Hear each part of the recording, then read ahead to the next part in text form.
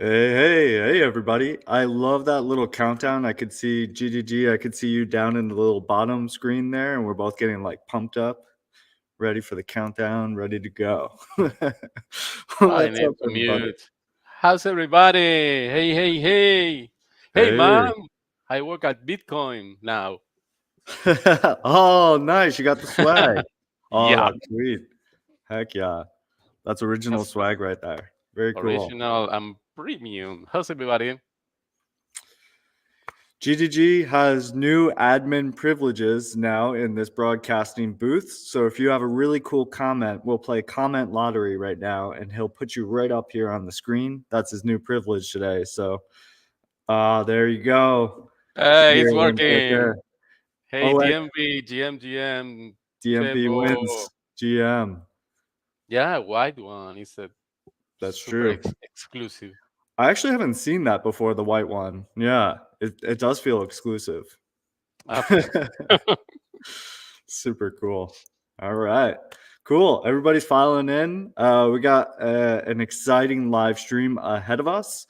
Something cool that's going to happen with these live streams, and it just sort of happened incidentally, but there was supposed to be sort of two workshops going at the same time. One was going to be Web3 and one was going to be gaming. Today is the Web3 on Wednesdays, and the gaming is on Thursdays. It just so happens that I'm realizing that these two things are going to converge for week 4, where all of a sudden we're going to be talking about the same thing on Wednesday, Thursday, which is building multiplayer worlds with all the Web3 development skills that we have and all the game development skills that we'll be attaining over these weeks. So that's super well, cool. Bit of a we are on spoiler. week 2 right now, right? We're in week 2. Week 2. Okay, amazing. So still have plenty of time, but maybe not too much time. Shapecraft is coming up. And if you guys haven't seen it already, Shapecraft is just around the corner. Let me go ahead and share screen. I got to put the plug out there. I am so excited for this event. There is already 450 people signed up for this event, which is amazing. So I am super pumped. Let's go ahead and share my entire screen. Shapecraft is here at shape.network/Shapecraft. So if you haven't already done it, go here and register.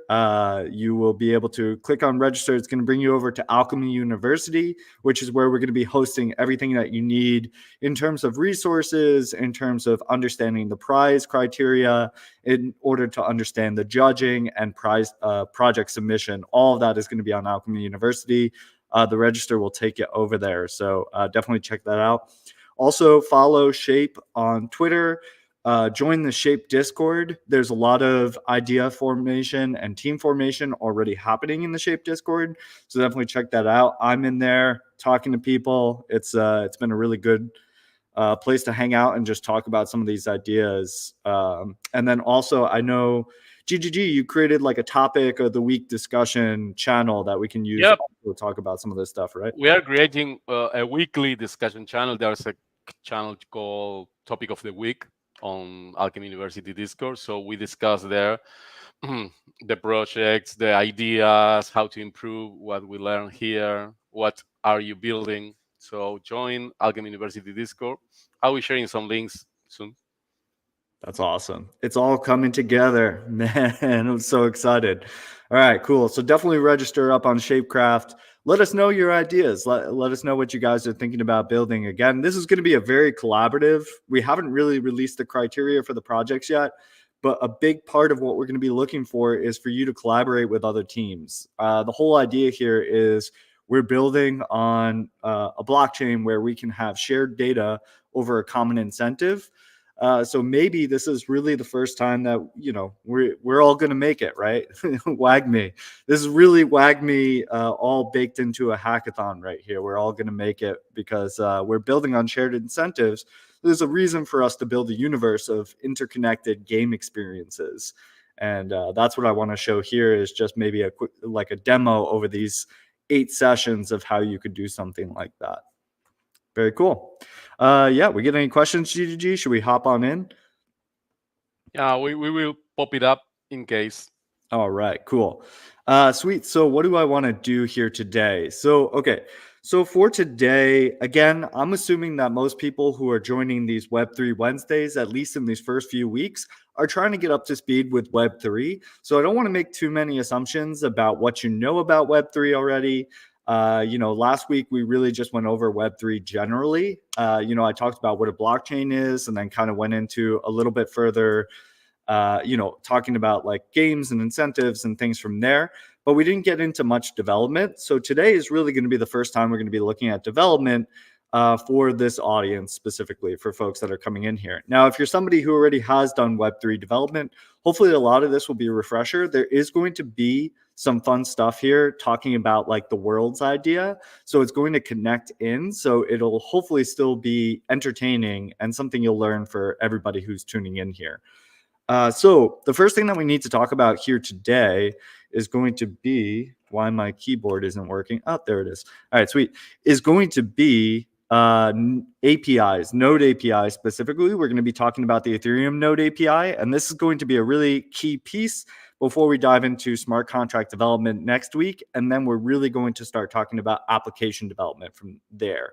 So last week was conceptual. So it's really, right, week one was conceptual. And then can we make this a little larger? Maybe I'll zoom in. Week one was conceptual Web3. Week two, we're going to be doing just Ethereum API. So we're going to be talking to an Ethereum node that includes reading state, writing state, deploying contracts, interacting with those contracts all through as low level as we can. I'm going to be using VM here, but you could also use Ethers or any other Web3 library. I'm going to be first just using raw JSON-RPC APIs, and then we're going to be taking a look at when it's really useful to transition over to a library from there. So that's week two. Week three is going to be smart contract development. So we're going to be specifically talking about smart contract development, again, in the context of this world building idea. And then finally, week four is going to be pulling that all together into web application development with account abstraction. So we are really moving pretty fast in these 4 weeks. By the end, we should be pulling it all together where we can have, a contract on chain. And then we could also have like our front end and back end being able to interact with that so that we could have this full stack of web application development and to be able to connect that into a game, the game that we're building on the other side of this, right? So like I said, again, these are two sort of streams of workshops that are going to connect at the end in a way that will give us something that is a really good starting place for what you can build in the Shapecraft hackathon. Awesome. All right. So today we're on the Ethereum API. So what is the Ethereum API? Let's go ahead and start thinking about this. So can I make this stroke style just a line? Perfect. Okay. So the Ethereum API. So basically, what is an API? An API is like you have something that does a bunch of stuff, right? You have a server, you have some code that's running and doing a bunch of stuff. And for Ethereum, this is things like it's pulling in transactions. It's like receiving transactions. If it's a node, right? It's also receiving blocks from other peers in the network. So it's keeping track of the blocks. It's keeping track of the transactions. It's being able to And when it's able to keep track of all this state, so that's another thing it needs to keep is like a local database of all the state of the network. And then a whole bunch of other global things that we're going to have in here. What you want for an API is the ability to be able to like interact with this data that's on a node, right? So we want some way to be able to basically like hit some entry points in here. So that like from the outside, when we're interacting with an Ethereum node, we can actually just start asking it questions about like, hey, what's the current block number, right? What's the current block number? That could be a pretty important question, and that's something that actually like if you have MetaMask or, whatever wallet you're using, it's going to be constantly like asking, hey, what's the current block number? Because it wants to know, did you receive a new block? If you received a new block, then maybe the state has changed. And then it's going to want to know new information about the local database of the state of the node it's talking to, right? So if the current block number changed, it'll say, oh, you have a new block number. What's inside that new block, right? That might be a question. And then if there are transactions inside of the block, maybe the next question is, well, depending on what this API is, this API could also send back the block and all the transactions inside of it. But let's say maybe that you need to ask about a specific transaction inside. What's inside of, transaction 0x ABC, right? That sort of thing. So you want to know what's in that specific transaction. And then maybe you're like, okay, based on all of that information, here's a new transaction I want you to include, right?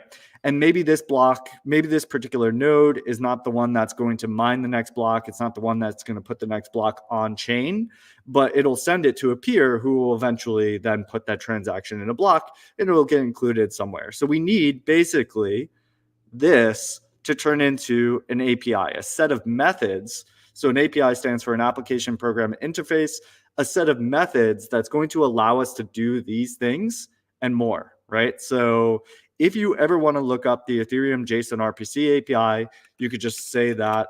There's actually a great website called Ethereum JSON-RPC.com with hyphens in between each of these. So Ethereum JSON-RPC.com, this right here. And you can actually take a look at all the different methods that are available here. And this, if you have an Ethereum node, you could just ask it any of these sorts of things. Like, give me the balance for this particular address over here, right? Here's the address that we're passing in. You could see, so I mentioned this idea of RPC and JSON-RPC specifically. JSON-RPC, JSON stands for JavaScript Object Notation. That's this object notation that you're seeing here with the curly brace, where it's like, this is what an object looks like. You've probably seen this a lot if you use JavaScript. It looks a lot like a JavaScript object. It's just basically how you denote objects in this very, very simplistic data format. And then you could do things like arrays inside here, right? So this is an object with 3 fields in it. One field is JSON-RPC, one is method, one is params, and then this params is an array with 2 objects in it. We're basically sending this request over to an Ethereum node, which is then going to interpret it and say, oh, you're trying to call the procedure eth_get_balance. So RPC stands for remote procedure call. So you're trying to call a specific procedure remotely, right? It's somewhere else, so you're trying to call it remotely. And the specific one we're trying to call right here is going to be eth_get_balance with these parameters here, this address, and here's the latest. We're trying to get the latest block here. So it's going to go ahead and return that, and this is basically what it's going to return. Now, JSON-RPC 2.0, you can look up this spec if you want. It's just a very basic spec for what JSON-RPC API should look like.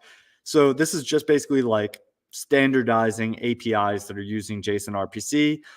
Basically, it's just some conventions for how you want to send over a request, which is going to have that JSON-RPC method saying, this is going to be 2.0. Here's the method you're trying to call, and here's the params you're trying to send through. And then ID is going to be for unique identification of every single method you're sending through, so that if you send through a bunch of bulk messages, you can get a bunch of bulk requests or responses and be able to match them up.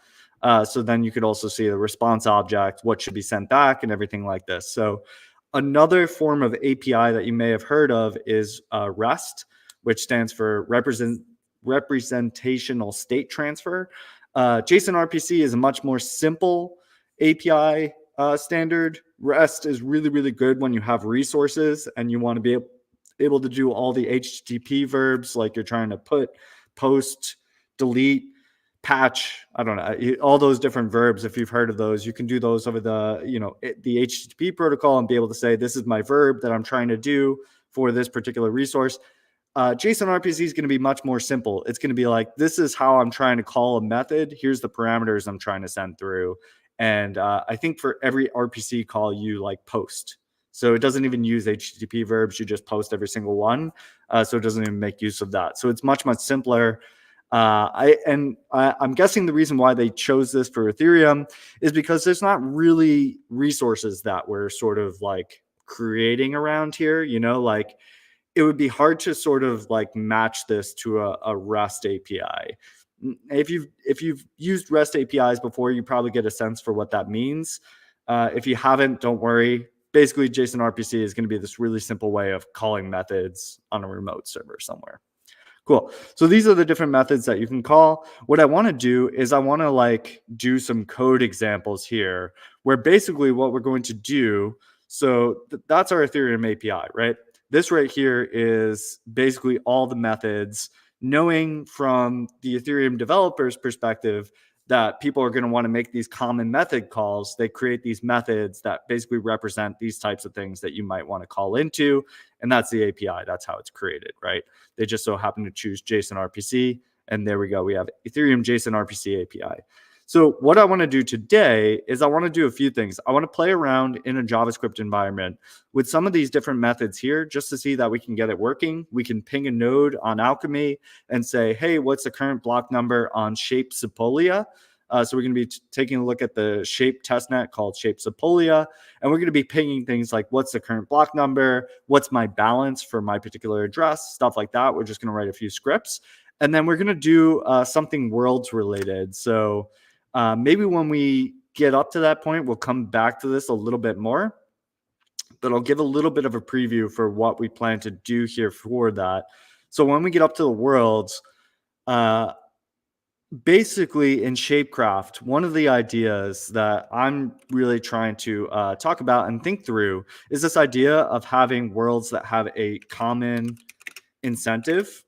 So these worlds that actually have a reason to collaborate together, which I think is the killer sort of competitive advantage that games in Web3 could have, is this idea that worlds actually could have an incentive to collaborate, which is totally different from the way that things work currently, right? Where when you create a big application, you have a lot of users, eventually you want to wall your garden. You want to say, no, this is my user base. And if you want access to my user base, you have to pay me for it. And it makes sense that businesses do that, right? Because when you run a corporation and you have employees and you have shareholders, you have expectations of profits, right? That's how they're generally set up, right? You have expectations of profits. You have to pay out, your employees and everything like that. So it makes sense to like try to figure out, here are the things that I have. How am I going to profit from this sort of thing? But what's really interesting here is when you have a blockchain, you have a layer that doesn't necessarily have like a profit incentive itself, right? I mean, there are some interesting dynamics in terms of like, how a blockchain earns fees on gas and pays out the security of its network. But that aside, right, like it's not like a profit seeking entity itself. And in that way, it's not trying to like wall off its user base. We actually have a chain that's always going to live and it's always going to make that API available to us. So these worlds can potentially have an incentive to collaborate such that you could have world A and world B. So let's go ahead and try to do this here. We'll have world A and we'll have world B. And what it would be really cool here is if you had some sort of item, right? Some sort of item in a game or some sort of aesthetic, maybe a pet, maybe some, something that you want to be able to transfer between different games. World A could create it, right? And maybe distribute it. And maybe it's like a parrot. I don't know. I love this. I keep coming back to this idea of like a parrot on the shoulder. I think pets are a really good example of this, something that you can really think of, but this could really be anything, right? Like it could be a perk on an item inside of a different world. And maybe in a different world, that's like a perk on your character, or maybe it's shows up as like a consumable or something like that. And depending on what the item is, it may make sense to have different effects in different worlds. So this parrot, you can imagine wanting to also have the parrot follow you around in world B. Now, what we want to do today is basically start to think about what it would look like to interact with these different worlds. And I'm just going to do this on a really, really simplistic level. Something that's really cool, if you go to shape.network, just the top level website here, something that's really cool and unique to the Shape blockchain itself is this idea of gasback.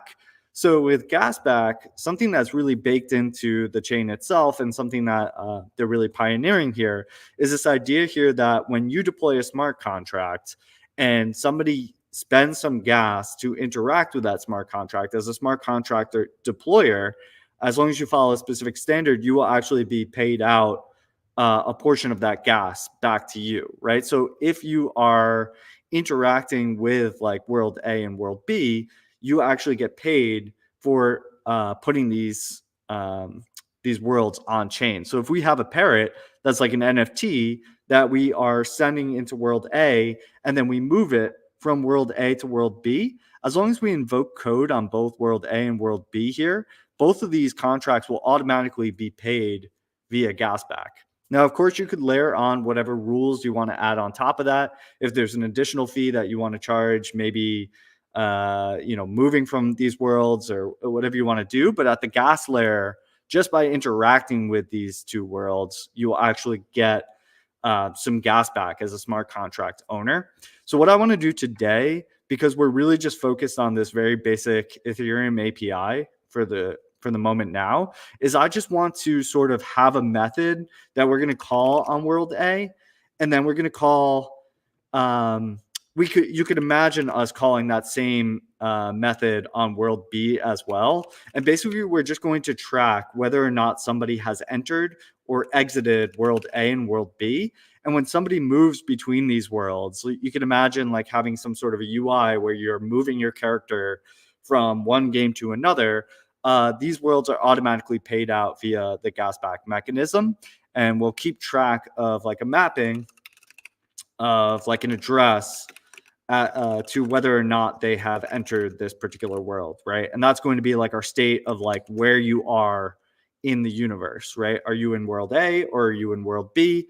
And just by doing this on the Shape blockchain and having users interact with your smart contract, you automatically would be paid, and worlds actually then have a incentive to work together to have users moving between the worlds, right? So like if GDG created a world and I created a world, we actually have a really good reason, a really good incentive to collaborate together, because if I do something cool in my world that actually works really well in GDG's world, like the parrot on the shoulder, like I know that GDG in his game made that parrot also appear in his game. Users may want to take that parrot and move it between the worlds. And when they do, there's a payout that occurs to both of these worlds for doing that. And the user is, having a fun experience where they get to see their parrot across all of their favorite games, right? So cool. That is the idea behind it. That's what we're going to create today. Really, really simplistic. Next week, when we get more into smart contracts, I'm going to explain a little bit more about what this is, these mappings and everything like that. We'll talk about Solidity a little bit more. But for today, we're going to keep it really, really basic, just to be really focusing on this Ethereum API side of things. Awesome. So my word is the parrot one, right? Say it again, GD. My word will be the parrot one. You want to have the parrot one? Yeah. And you mean, just to recap and to clarify, you mean that both contract owners will receive some royalty, or kind of? So by the gasback mechanism, by default, if you interact with both contracts, both smart contracts will get paid there, right? Super interesting for artists. Yeah, exactly. So if you are the artist who deployed the parrot in this example, and I am the owner of world A and GGG is the owner of world B, and the user interacts with all three, the gas funds will go distributed across the three of us, right? Awesome. And something to think about there, because something that keeps me up at night, honestly, with this idea is you may be thinking like, oh, wow, then every time that a user wants to transfer their parrot from one world to another, they have to pay, some gas. And I would say, yes, that is the base case for how you would implement something like this, where you would say like, okay, you want to move from world A to world B, you need to pay some gas, and that pays out the NFT owner, world A and world B at some level, right, via the gasback mechanism. But another way to think about this, which I think is super interesting, that could evolve over time, is if you have wallets and account abstraction protocols that are actually abstracting away the gas, and then they could actually make their funds back via like when you're trading the NFTs, and they take like a portion of trading fees, like how you see it on swap protocols today. They may find it better to just get you as a user into their wallet ecosystem, and then they could take a portion of trading fees, something that we wouldn't even like necessarily see. And that may be a better business model for them, where it's not so annoying as a user, where every time you move from world A to world B, you don't have to like be like, okay, I'm going to pay 2 cents to move from world A to world B, because that might be annoying. And instead, maybe you just pay a percentage of a trading fee anytime that you want to trade the parrot over to somebody else, right? But I think from the player experience, it's very possible that transferring is not, maybe it's limited, but it's not something that you have to be charged for every time. But maybe the real power users will actually prefer to be charged every time, because they know, this is a small fee versus when I'm swapping, I don't want to be charged. Awesome. Do we have a minute for a couple of questions on the chat? Yeah, absolutely. Happy to take some questions. Okay, Ricardo. This is a real good question. Are there some Ethereum? Is the boundaries between JSON-RPC Ethereum methods and smart contract methods? Is a good question. Is there a boundary between? So they actually exist on the same Ethereum API. These smart contract methods are okay. So this is actually a good segue into what we're going to move into next. Are there any other conceptual questions that we could take, and then I could like backlog this one, or should we just jump right into this? I think Talon Dragon. Do you see the Talon Dragon's post? I actually don't. I think maybe I have to go back to StreamYard. Would this be similar to running our own validators, but now it's a world? Not necessarily validators, because validators have like a different set of responsibilities. But I guess in some ways you could draw like comparisons, right? Because like if you're running a world, you're probably running the game server yourself, right? You're not only deploying a smart contract, but you're also running a game server that you can imagine these games also being a distributable, where they don't have to be server side, but I think that there's good reason why you would want to have like some server side validation. So in that sense, like you're validating game state, you're not validating blockchain state. So that's a really interesting comparison to draw, Talon Dragon. It's making me think a lot. You are kind of like a game validator in a way, but it's very different from the responsibilities that you would have as a blockchain validator. Great question. Yeah, great, indeed. Okay, sweet. So let's go on to that other question then. What is the boundary between the Ethereum API and the smart contract methods? So this is a great question, and it's going to take basically the rest of this lesson to really draw this out well. So I don't want to just jump right to it, but maybe I will. Maybe to just answer the question, you do have one method that's going to be sending a transaction, or doing ETH call is the other method when you just want to read. So you have a read and write method, and that method is actually going to be on the Ethereum API. It's going to be how you do everything, whether you want to send a transaction, everything that you want to do within the EVM, you're going to do through that ETH call and ETH send transaction. And then ETH send transaction also additionally could just be transactions that you're sending from one person to another, not necessarily interacting with a smart contract. So really there's two methods on the Ethereum API that are going to be interacting with smart contracts, and those are the two. Everything else is going to be kind of like metadata for the blockchain, like, hey, what's the current block number? What's inside that block? I heard about this event that just got emitted. Let me know what's inside of that event, and a lot of other things that may be even more meta that have to do with like the protocol level stuff that as an application developer you don't think about a lot. So over here inside of the Ethereum JSON-RPC, if you go to ethereumjsonrpc.com, again with the hyphens in between, you can see a lot of these things, right? So ETH get balance is going to be a really commonly used and useful method. This, by the way, is going to be the method for just getting the native balance on the chain. So again, I don't want to assume too much knowledge for anyone coming into these particular sessions, but if this is new to you, I'd also recommend just going through the Alchemy University course, and we'll spend a lot more time on these concepts. But ETH get balance is going to give you the native balance of whatever chain you're interacting with, right? And that is most likely going to be Ether for most EVM chains.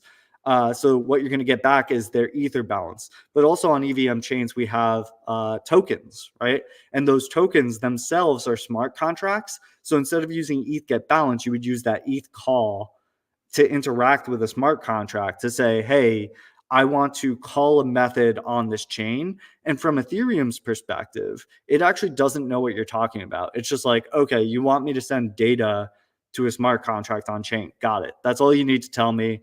I don't care what you're doing in that smart contract. I don't know anything about it, right?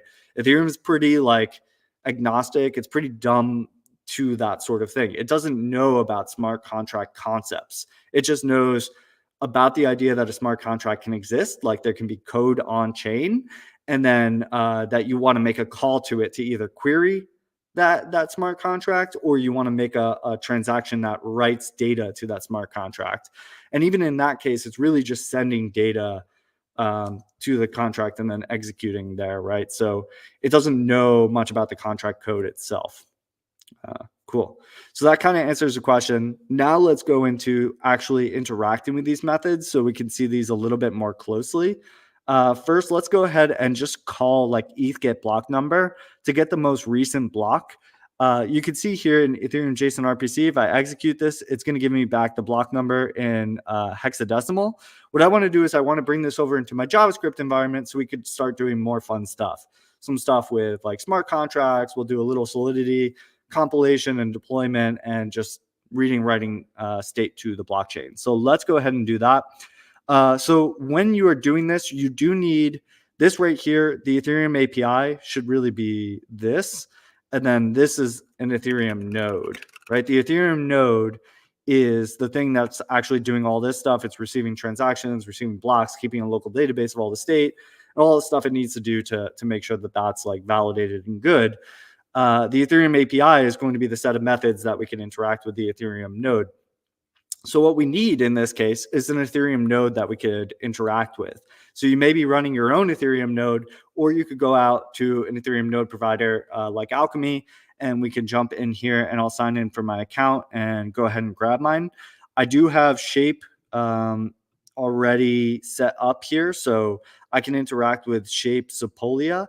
And so that's what we'll go ahead and do. And I'm just going to go ahead and grab, in this case, what I'm going to do is I'm going to just call out to the method directly. So I'm going to use something called Axios first, which is just an HTTP library to talk to the method first, so we can see what that looks like.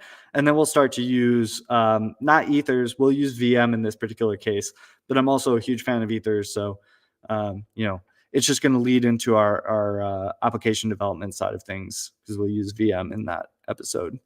Cool. Okay, so let's go ahead and take Shape Sepolia here. I'm going to grab my, let's grab my whole URL. So if I go over here to networks and we go to Shape and we do Sepolia, this is going to be the whole URL that you would want to hit.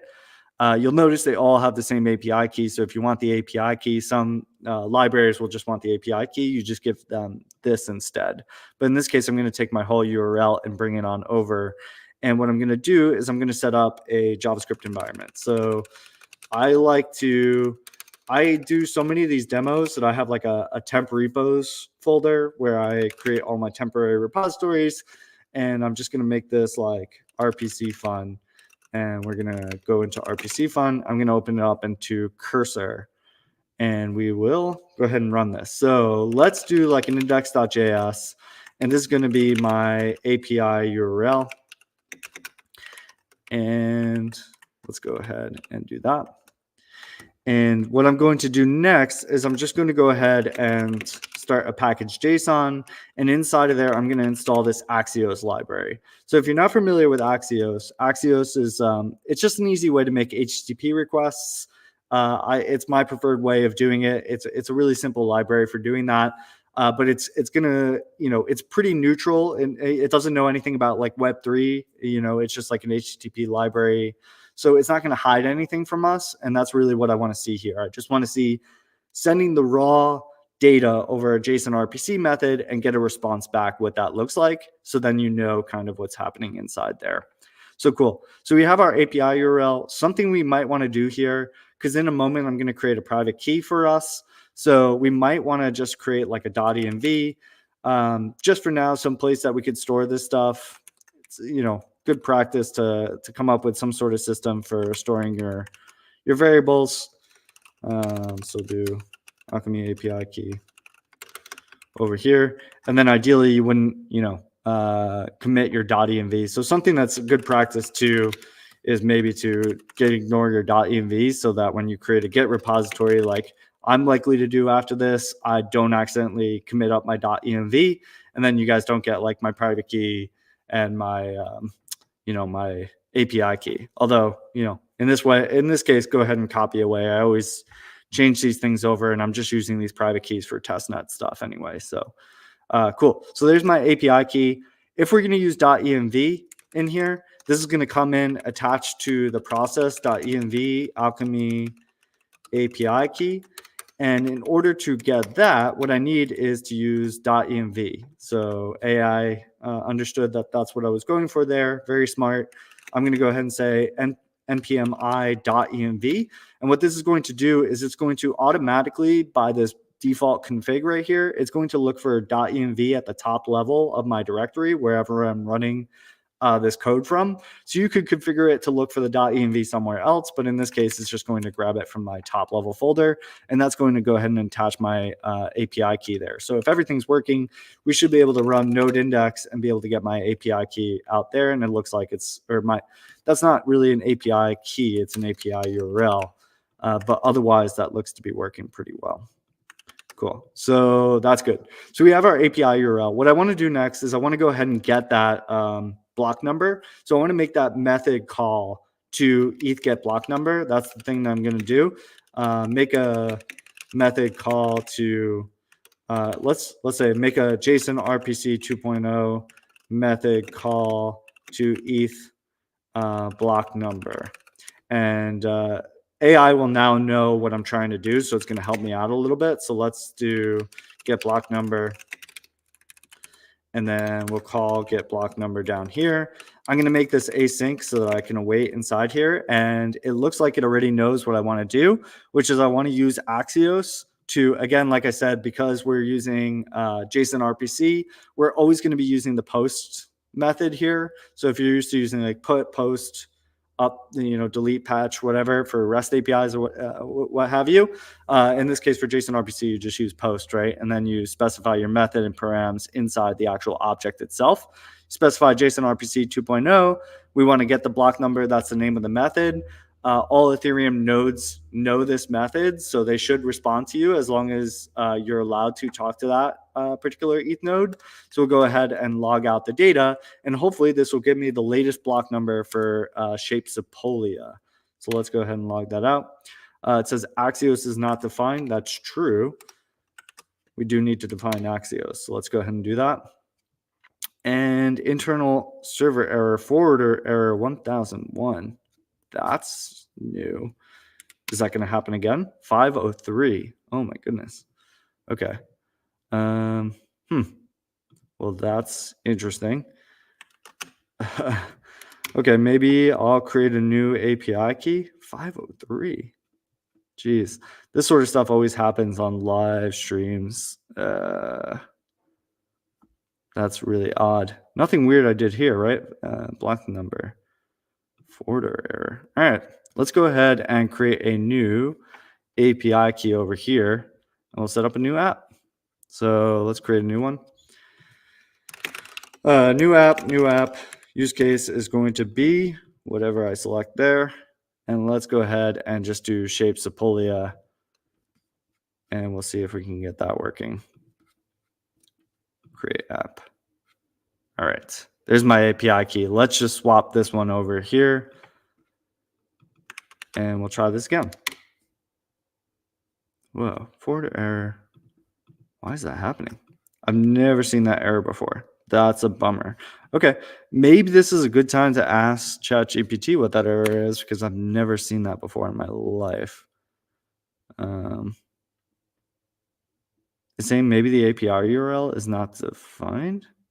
No, that's not the problem. Is it because the ID is not in there? Oh my goodness. Okay. All right. Yeah.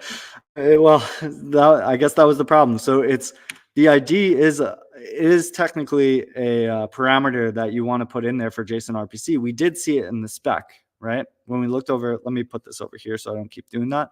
When you look over at the JSON-RPC documentation, the ID is one of these parameters that's expected to be in JSON-RPC. I didn't know that that was required, and that was just such an interesting error that it really kind of threw me off. And I guess you just need an ID there. Okay, so there you go. If you run into that, this is why, by the way, it's super great to use libraries like Ethers, Web3, VM, because they already know all this stuff, right? They've run into this stuff before. They know to include an ID on every request, even if you're not doing bulk requests. They've run into all this stuff, so you don't have to run into these like low-level errors that, I don't know, something going on there, but cool. So we got our block number. So it looks like it's incrementing, right? That was 56C68. So if we do it again, the result is, no, still, oh no, 6E8, right? So it looked like it went up by quite a bit, 16. So it went up by 16 blocks in that time. So it's moving pretty fast there over on Shapecraft-themed. Cool. So we have our block number. And now what we want to do is we want to actually start doing some fun stuff, right? So let's first get our balance, right? So let's call this method now. I'm going to call this balance. And from here on out, we're going to use this script to get my balance. And I don't know whose address that is, AI. I'm going to go ahead and grab myself another address. So actually what I'm going to do you know what? Let's just test ETH get balance first. So I have an account over here that's on Shapecraft testnet. If you ever need to get the chain information, by the way, like if you want Shapecraft testnet inside of your MetaMask, you just go to chainlist.org, and then you can just plug in like Shapecraft, and then you could just add it to your include testnets.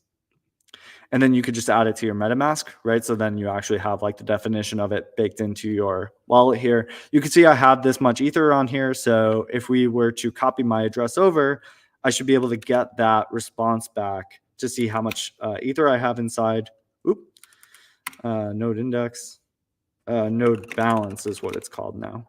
And you can see there's my balance. That doesn't look familiar to us, right? I was expecting 0.095. This is hexadecimal. So what I'm going to want to do is I'm going to want to like parse that. So let's grab the result out of the response data, and then let's parse this to Ether. So let's call the balance. Look at that. Yeah, AI is so helpful in that regard. So it parses it from hexadecimal, and then it divided it by 18 decimals.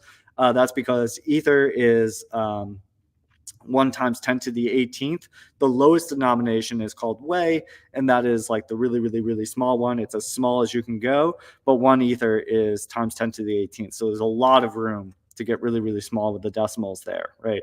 So our balance here should now show up as that 0.95 that we were expecting, or 0.094499999. So MetaMask is just rounding up there for us. But that's actually what we have there is the 9499999. Okay, cool. So now this is really ETH get balance. So I don't know, maybe I'm just being a little too much there, putting in the get balance, but that's fine. So now we have ETH get balance. What I want to do next is I want to actually start transacting with this particular address.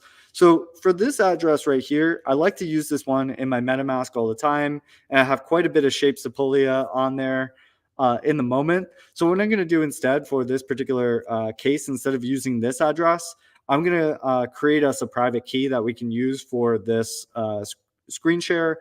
And feel free after this is over to use my private key. Just don't use it while we're doing this live stream. Otherwise, I'll lose all my balance and I'll have to generate a new private key. So let's go ahead and generate our private key. So before there was cryptocurrency, there was something called crypto, and Node gives you access to crypto libraries. And one of those libraries that we can use will give us random bytes. And I think this uses your local system's entropy that's like baked into your operating system to actually come up with like random data. So in this case, we could say random bytes, and then we could say 32. That right there is a private key. It's hexadecimal, or it's in buffer format. I want to turn this into a string, which is something that we're going to be able to, I think it's actually hex here, put in here so we can actually get ourselves an address. So this is going to be my private key. Cool. All right. And so there's my private key. That's going to have an address. So what we're going to want to do is we're going to want to create like a wallet.js method, where what we're going to do is we're going to pull over that private key in here. And I'll clear that out. So hopefully you guys don't steal my private key for the moment, but you can do so after the stream's over. Feel free. What we're going to do inside of the wallet.js here is we're just going to use that private key to then get our address, right? So I said this in the first episode, where every wallet or every private key maps to a public key, and then that maps to an address, right? There's a algorithm that it goes from private key to public key. These two are mathematically linked via the public key cryptography that we talked about in the first episode. And then the public key to address, there's just a simple algorithm to go ahead and get that. It's really just like a portion of the public key becomes the address. Cool. So let's go ahead, and for this, we're going to figure out what the address is for our wallet. So what I'm going to need first is, again, I'm just going to require .env. That looks pretty good. Okay. All right, we'll take that. So in VM, the library VM, there is this private key to address, and that is what I wanted to use here, which we're going to go ahead and grab out of the account says private key to address, and then you pass in a private key, and it gives you back an address, and then we want to log that out. That is actually perfect. That's exactly what I wanted to do. So maybe, the only thing we do need to do here is we need to install VM, right? I have not installed VM yet, so I'm going to want to say npm i VM. And then we could run node wallet. No, didn't work. That looks like it's mad because there's not like a 0x in front here or something like that. That's what that kind of looks like to me. There we go. Okay, so here's our address. This is the address that we control with that private key. And if we go back to our balance method here, if we look up the balance for this particular address, right now it should be 0. But what I'm going to do is I'm going to send over some Ether that we can now control programmatically. So let's go ahead into my account. MetaMask just created like a new send thing, which I don't know if I love it. I don't really know how to, because I want to put it over here. 0.05. What do I have? I have 0.095. Yeah, let's do 0.05 or 0.01. Yeah, let's do 0.01. Okay, so we'll send that over to my address here. Yeah, that's good because I have 0.095. All right, so I'll send over 0.01. And so that should be sending on Sepolia testnet now. That's where we are. And so in a moment, if we come back over here and we say node balance, there's my 0.01. Awesome, right? So now we control this programmatically. And let's see if anyone stole my private key. All right, cool. You guys are honest, good audience, not stealing my private key. Thank you for doing that. Again, take my testnet Ether after the stream is over. That's fine. But for now, we have ourselves a balance of 0.01. And what we want to do is we want to transact with it, right? So maybe the first thing that we'll do is we'll just burn some Ether just for the fun of it, right? Some people just like to watch the Ether burn. And that's what we're going to do. We're going to burn some Ether just so that we could see that we could send a transaction. So this is starting to play into that question that was asked earlier, which is, what are the methods, the JSON-RPC methods that are for smart contracts? And one of them is send transaction. There's a couple different send transaction methods, but basically at the end of the day, you're just trying to sign a message and then send it to the blockchain. And as long as it's signed with your private key, then an Ethereum node can then recover the public key from that signature and then be able to play that transaction authenticated from your account, right? So here, what we're going to want to do is we're going to want to send a transaction that's just going to burn some Ether from this account. So our balance should go down. So let's go ahead and burn some Ether. So we're going to do something pretty similar to this wallet here, which is I need that private key to address. I'm also, and so I'm going to use that address, not the address, but I'm going to use this, I'm going to want to use actually a wallet from VM and then hook it up to something that we can actually then send a transaction through. So we'll get that in a moment. I'm also going to want to get We're going to want our Alchemy API URL because I'm going to want to interact with our Alchemy API endpoint. But I'm just going to use VM to interact with it now instead of using Axios.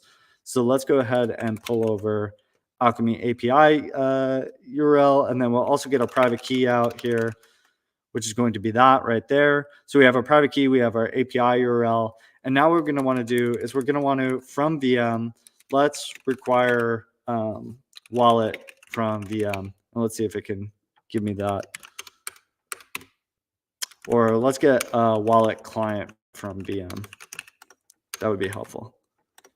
All right, sweet. So a wallet client, and is that how you're supposed to create it? I think so. All right. So a wallet client, we could check up on our vm.sh. If you go over here and then you look up wallet clients, this is something that can interact with our Ethereum node. Okay, so there is a create wallet client. That's what I was thinking of. That you can, basically this is going to be a client is something that can interact with your Ethereum node. So it's something that's going to basically know about the API that we've been talking about, the Ethereum API. And then on top of that, you're going to be able to give it actions that are with your wallet. So in this case, we're going to give it our private key.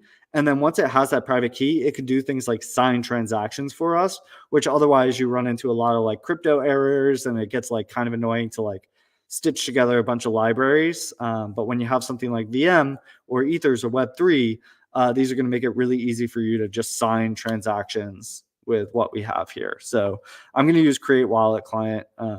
So let's go ahead and do that. So we're going to const wallet client is going to be create wallet client, and then we'll do something similar there. So create wallet client is going to come out of VM, and we'll move .env up there. And our account is going to be the private key. Transport is going to be over HTTP. You could do different ways that you want to send this request over. In this case, we're just trying to send it over HTTP like we did with Axios. And then we're going to send it to our Alchemy API URL. So we're just plugging that in on the transport there. And then I think we can also on the wallet client put in here our key. Should be able to, right? Send transaction. Yeah, we put in our account, and our account is going to be the private key. Oh, I already have that in there. Whoops. Okay. So let's go ahead and then send a transaction here. So what we're going to do is we're going to call this burn. And we're going to do an async burn. And then we're going to run burn here. And what we're going to do here is we're going to say, let's do wallet client.send transaction. And in here, we're going to send not to a particular address. We're actually going to send it to the 0 address, which is a bunch of zeros all the way through. And so nobody should control the 0 address. If you find the key to the 0 address, you will be a bazillionaire, but nobody should ever find it. And we're just going to burn a little bit of ether. So let's burn only a portion of it. We have 0.001. Let's burn like, I don't know, 0.001, like something like that, right? Something small so it doesn't affect the rest of this workshop. And we will take our response, which should be, a transaction hash, and we'll just log out the response, whatever we get back here. So let's call burn node send. And it's mad because no chain was provided to the request. Okay, so we do need to specify for VM, we do need to specify the chain. In this case, the chain that we're going to be using is going to be shape Sepolia. Sepolia shape? No, shape Sepolia. All right, why isn't that coming up? Right. Shape. Oh, no. Where's my VM chains? Okay, I'll have to do this myself here. VM chains, and then we should have shape Sepolia. There we go. All right, cool. And then we'll plug that in here as our chain. And now hopefully we can burn some ether. Wallet send transaction is not available. Why? So it's trying to actually call this wallet send transaction. So it's trying to call a method. I don't know why it's trying to call this method. It should be sending.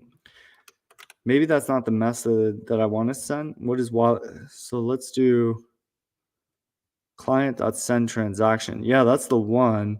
But wallet send transaction is not on the Ethereum API. So I wonder why it's trying to call that one.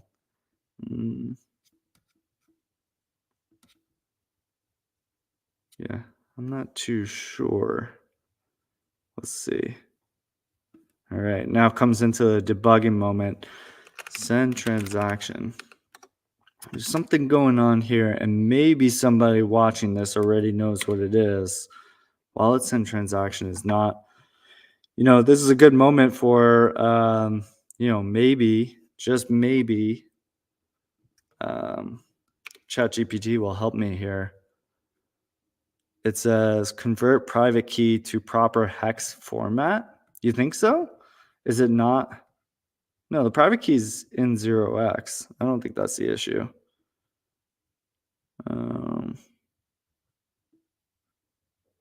Yeah, that shouldn't be the problem.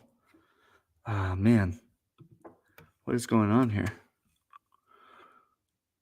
Wallet send transaction is not available. Well, we can print out our private key to make sure that that isn't the issue.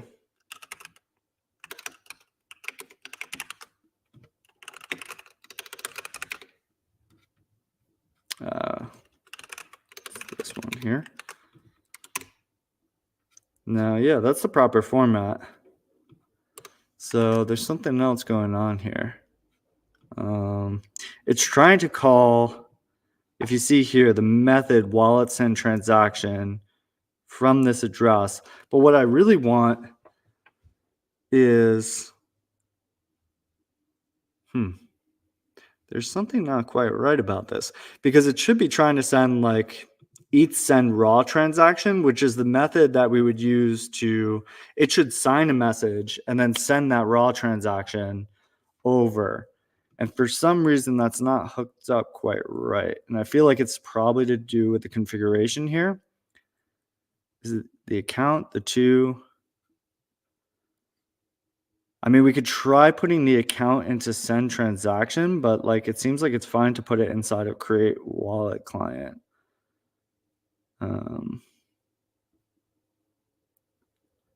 Shoot. Hey Dan, not sure about Tebo's comment on the screen. I can't see it, but can you tell me what it is? Yeah, if you need to import the private key to account from VM/accounts. Private key to account. So no, I shouldn't have to do that because the wallet client, I should be able to plug this in here as the private key, and then the wallet client will know how to sign with that private key here. So that should not be what I need to do here. We would need to do that like if we were trying to get the account, but the wallet client should know everything it needs in order to do that. Bummer. All right. I know I did this pretty recently, so I might have to cheat here. And let's see. RPC TII. Let's go in here and pull this up. Unfortunately, I'm going to have to cheat and sort of look this up because I know I did it pretty recently elsewhere. And let's see. So here's the account. It's the same. Oh, maybe you were right.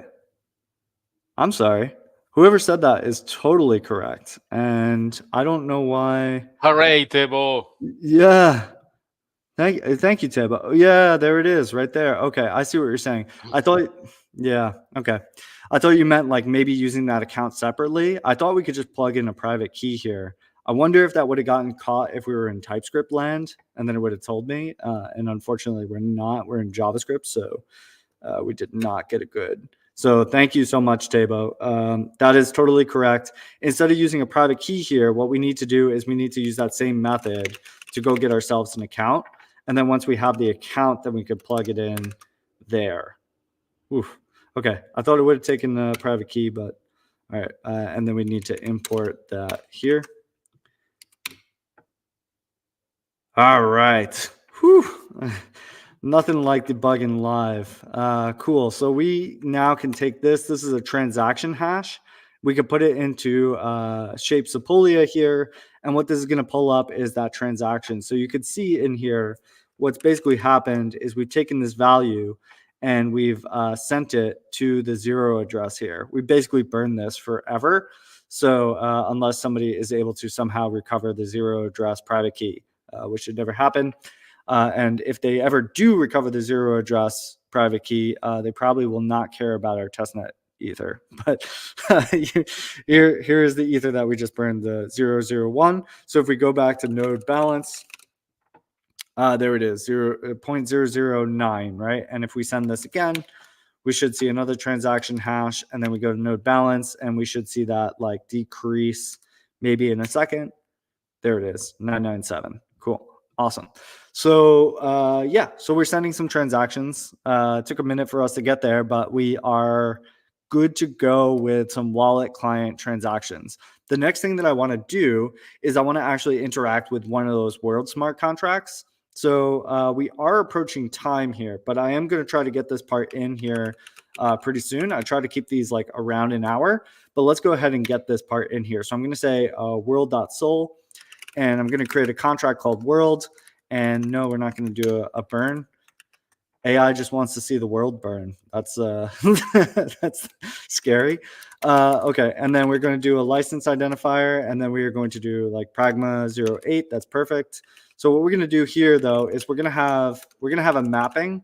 That's going to be a mapping of an address. And again, I'll talk about these a little bit more with Solidity, or go through our Solidity course on Alchemy University. But in this case, we're going to be mapping an address to a Boolean, and we're going to call this public entered, whether or not somebody has entered this world already. And then we're going to create a function enter where they can enter. And when they do, we're going to set their particular person who called this method, the message sender, we're going to set that to true so that we know they've entered. And then we're going to have another function called exit or leave. Yeah, that's fine. And we're going to set entered to false. Or you could just delete this here, which does the same thing. It sets that back to the default value for a Boolean, which is going to be false. So either or. I kind of like how it reads to set it to false that way. And as far as I know, there's no gas implications there. So cool. This is going to be our world. Next time when we go into smart contract development a little bit further, we're going to extend upon this to use NFTs to move them from world to world. And we'll talk a little bit more about gasback and like how you could program in the incentives, the shared incentives. But even what we have here, you could deploy one world and I could deploy another, and I can enter and leave between them. And as somebody who deployed the smart contracts, you would get gas back every time you enter and leave. There's not really a good reason to enter or leave here. So there wouldn't be a reason for somebody to call your smart contract. But you can imagine if you can only enter my world, you can only play my game if you've gone to the smart contract and you've called enter, right? And then that's the database that sort of keeps track of where that person is. And then you must leave all of the other worlds, right? If we had like some sort of global sort of layer that we could keep track of where you've entered and exited. We're not going to have to worry about that for NFTs, because NFTs are actually going to be a resource that are actually going to live inside of this contract. So just know that this is a bit of a contrived example for the world, but you can kind of see what we're doing here. Okay, so world.sol here, what we're going to do is we're going to compile this contract. And to make this easier, I have the Solidity compiler downloaded locally. So if you need to download the Solidity compiler, just look up Solidity documentation online, and then you could download it. There's a bunch of different ways that you could download it. There's like JavaScript bindings that make it a little easier too, if you want to like npm install like solc-js, or you could just download the solc specifically. There's a lot of really good Python tools for downloading solc. I think that's how I'm managing this particular Solidity compiler. So you can check those out as well. But here's my solc version 0.8.25. So I'm going to use that to compile this contract. And the only thing I want to spit out here is going to be the bytecode. So I'm just going to ask Claude here, the AI tool, to please give me solc command to output only the bytecode from my compiler into a JSON file. Sweet. Okay, so yeah, that looks pretty good. I think that's fine the way it is. I don't think I need to like output it here. So I'm just going to run solc combine JSON and spit that out. Oh, maybe I do. Okay, so it just spit it out right here. All right, yeah, let's create that and put it into a file like it had me do. And we'll put that into bytecode.json. There it is. Sweet. Okay, it knew exactly what it was doing. There's my bytecode. So this right here is the actual object code that is this Solidity compiled down to the actual opcodes that are targeting the Ethereum virtual machine. So inside of this bytecode here are actual like opcode commands. This is not something that you would want to read manually unless you really have to, right? Like if you're an auditor and you're really good at this stuff, even then you're going to want to put this in a different format and like have mnemonics to see like that this is like a jump or whatever these different commands are. But these are different commands with different operands down here at the low level of this object. We're going to go ahead and deploy this to our blockchain. And we're going to do that with a method called deploy. And then we're going to interact with it. So those are the two things that we want to do. So I'm going to take this function send. And I'm going to do something very similar, but I'm going to call this deploy.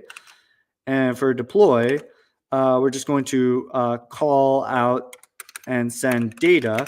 The data that we're going to send through is going to be that bytecode. So let's grab our bytecode here. Let's call this const bytecode is equal to require bytecode.json. Yeah, that's pretty good. We'll call it bytecode, but then the data that we're going to want to send through is going to be world.sol contracts, world.sol.bin. I think that's correct. So if we go back over to our bytecode, you can see that there's a JSON object, contracts, world.sol, world, bin. This is the thing that we want. So it parsed that out properly, which is good. And if we send this transaction with the data and no to address specified, we should get ourselves a contract deployed on Shapecraft. So let's go ahead and run that. We're going to do node deploy. And invalid parameters were sent. Let's see what was sent. So in here, when you're debugging, it's helpful to know, again, the Ethereum JSON-RPC API, because you can see what it's trying to do and kind of figure out. So it's actually getting mad about ETH estimate gas. Oh, no. Am I running into another thing? Okay. Oh, look at that. Okay, so cannot unmarshal hex string. This is another one of those scenarios where it's getting mad because we didn't put a 0x in front of it. So if you actually go back over to the bytecode over here, this does not have a 0x in front of it. So it's getting mad because it's not there. And this looks like a Golang error or something that's like, hey, in Go, we cannot marshal this to whatever, right? It's getting mad because it doesn't look like hexadecimal to it. We really just got to prefix it with 0x. All of this stuff, by the way, goes away in the next episode and the one beyond that when we start to use higher level libraries. So if this seems a little crazy, some of the stuff that's happening here and the errors that I'm running into, don't worry. It's really just to show you guys the example of what we're doing here. So we'll go ahead and deploy that. There's our transaction hash. If we go back over to Shapecraft and we plug in our transaction hash, we're going to see that a contract was deployed. Here's our contract, 00. That's lucky. Look at that, 00, 1 in 256. Awesome. All right, cool. So now we want to interact with our contract. We're going to want to, first, let's look up whether or not we have entered. So we're going to do something very similar to deploy. I'm just going to copy this over. And we're going to have our contract address. So here's our contract address. It's going to be this right here with the 00. And then we are going to go ahead and grab the ABI. We actually didn't spit the ABI. ABI stands for Application Binary Interface as opposed to API, which we talked about earlier, which is where we're trying to interact with, like the remote program somewhere. ABI is going to allow us to encode like function data when we're trying to interact with a binary. Cool. So what we need here is to create our own ABI because I didn't spit one out. So I'm going to, for the ABI, there's a tool called Parse ABI where we can actually like human readable write in some methods here and create an API. So one of those methods is enter, one of those methods is leave, and the other method is going to be entered, which is going to take an address and return us a Boolean, right? This is going to be my API written out in human format. You could also spit it out as an artifact of the compiler and also grab it from there. But I thought this would be cool to show this way. And once you have that, what you can actually do is you can say wallet client.send transaction, and then we can specify a contract address. We could send through some data, and the data, or well, actually in this case, we're going to specify an ABI, and then we're going to call a specific function name. One really cool thing about, and then we will plug in an address, but the address is going to be the one that I have here. One really cool thing about VM is once you have like the ABI and everything, it's also going to come out with this all like typed out. So you can see that like function entered is in here. If we were in TypeScript land, I know that that would give me an issue. But here in JavaScript, it's all very loose. Okay, so what I'm going to do here for account.address is I'm going to plug in our address, the one that we got from Node Wallet. That's the one that we still should have some balance as long as you guys didn't take any balance away from me. And I should be able to put it in here to our args to see whether or not we've entered the world. So let's make sure I still have some balance over there so we don't have to get, thank you guys for not stealing from me. Cool, so I'm gonna do node entered and we're gonna run that, and parse ABI is not defined because we have to import it. So let me make sure to do that. And, oh man, I didn't mean to send a transaction. That's pretty funny. This is not a, so this is a key differentiation. And again, actually, that was such a great question in the beginning about the smart contract methods. Remember, there's two smart contract methods that I mentioned. There's ETH call, and then there's like all the, there's more than two. There's a bunch of transaction methods. The one we really care about is like ETH send raw transaction. And that's what we're really trying to get to with this. So there's one that's going to write to blockchain, and there's one that's going to read from blockchain. The one that I really wanted to do here was ETH call to read from blockchain. So instead of send transaction, what I really wanted here was read contract, I believe. But read contract is actually a method that comes on what's called a public API for VM. But we can extend our wallet client here to also have public actions. If this is all very confusing to you with like the VM stuff, go to the Alchemy YouTube channel. You may already be here if you're watching this on YouTube, and just go look up our VM 60-minute tutorial where we talk about all these concepts in VM. And I don't make that mistake that Tabo helped me solve before, where pasting in that account. Cool. So in this particular case, what we're going to do is we're going to extend this with public actions. And that's going to allow us to use this read contract method. That's going to basically take some actions. One of those is read contract, but these methods that we can then use, wallet client is only installed with the actions that you would do for a wallet client, things like writing to the blockchain. So we're going to go ahead and read contract. And now instead of returning me a transaction hash, that's what this was. It was actually calling the contract and trying to call this method, which basically does nothing because it's a public read method. So we're just going to call this as a query, and we need to import public actions there. Otherwise, it's going to give me that error. And you can see it's returning false because we haven't entered this world yet. So the last thing we want to do here is we just want to enter the world. And to do that, we are going to do send transaction in this case, and we're going to call enter. And we don't need to pass in an argument because if you remember, when we were doing this smart contract, enter doesn't take any arguments. It just looks up the person who's calling it and sets them to true. So we don't need to call it with any arguments. We just need to send this transaction over. This time we should get a transaction hash. And that transaction hash should enter us into the world. And then if we ask whether or not we entered, maybe in a minute we will have entered. Oh no, come on. How have I not entered already? Okay, wait. So let's check out if this transaction hash has gone through. It did look like it went through. So come on, node entered. Oh no. Is this not my address? Maybe I'm looking up the wrong one. Because I'm using the private key. That is my address.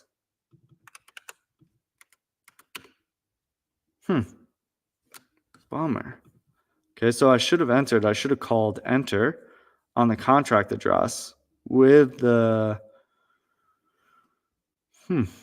why is that not working? Man, I'm running into so many things today. That is a bummer.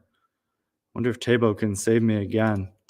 It's the same private key that we're passing in here, and we are calling enter, and that should have went through on the contract address. And we should be using the same contract address across both of these. Unless I set up my smart contract wrong, but I don't think so. When I call enter, I should have set the entered of the message sender to true. And then when I call leave, it should set it to false. So, man, today is the day of running into a bunch of things. So why is that?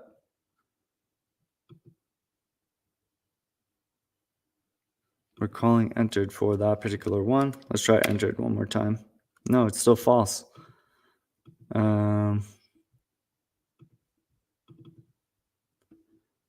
We are targeting the function enter here.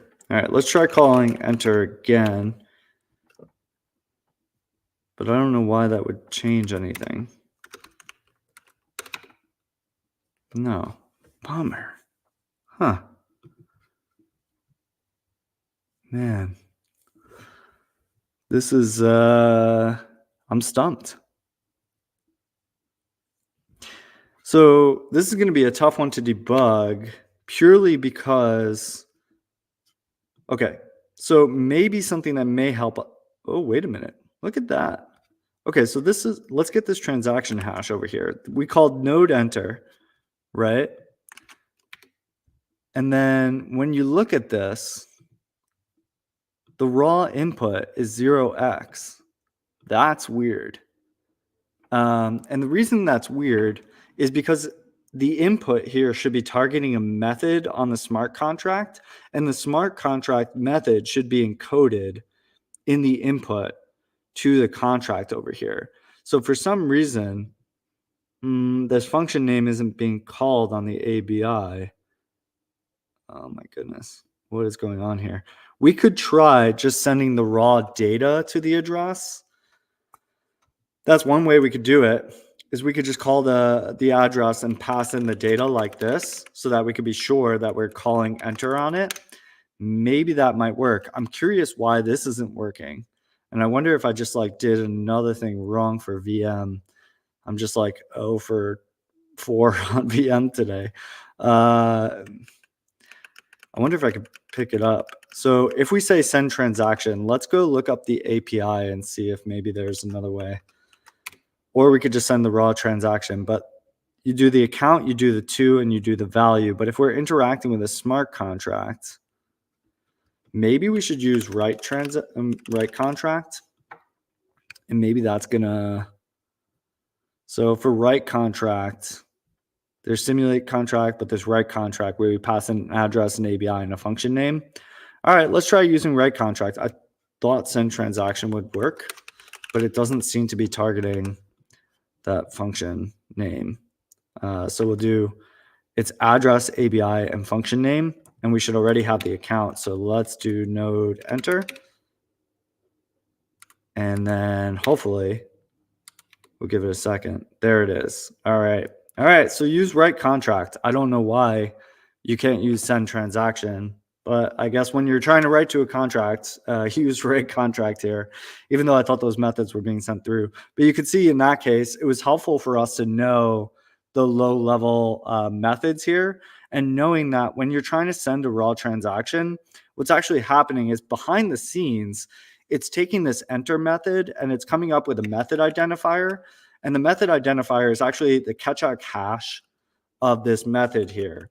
So what's actually being sent over.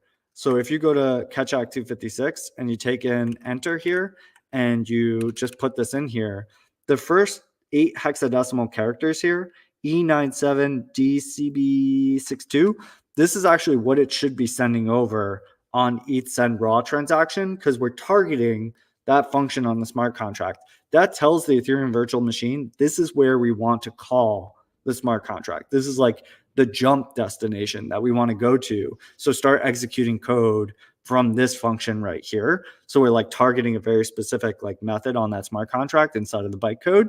So this right here is actually what you should see when we send a transaction. So for this one right here, what we should have saw is this, where we come down here to hex inside of the transaction, and we see this E97DCB62, which is the same thing we got over here, right? It's targeting this enter method. That's why when I saw a 0x, I was like, okay, well, that's weird. It's just not sending that data through. So again, super useful to know the low-level methods, right? It'll help you sort of debug. Not what I intended to show you guys here today, but like that's pretty nice that it kind of came through that way. So hopefully some of that was helpful to see some of the debugging, and hopefully not too frustrating from the viewer side. I hope you guys really enjoyed this episode. Yeah, a lot of new things to learn on how to debug, where to look at, a lot of information. Yeah. Hopefully in future episodes, there won't be as many debugging things. In episode 3, again, we're going to do smart contract development with higher level tools. And in episode 4, we're going to be doing web application development. And we won't be going as low level, so we shouldn't be running into crypto errors and JSON-RPC errors and all the things that we got here. So yeah, look forward to seeing you guys back here tomorrow for video game development, and then the following week again for another one of these. And yeah, thank you so much. GGG, any closing words? No, I don't know if you have time. Oh, yeah. Thanks, Tebo, for the last question. Sure. You see it on the screen? Yeah. And thank you, Tabo, for your suggestion there for the account, sending the account through. Man, I should just be using VM and TypeScript. They've done so much work to make it like type safe. And if I had just done TypeScript, I probably wouldn't have run into that. Okay, so if I enter your world and I want to bring my parent NFT, will I need to approve and transfer on the enter and transfer again when I leave to make use of gasback? Yes. So that is a really good question. And we will talk about this next week.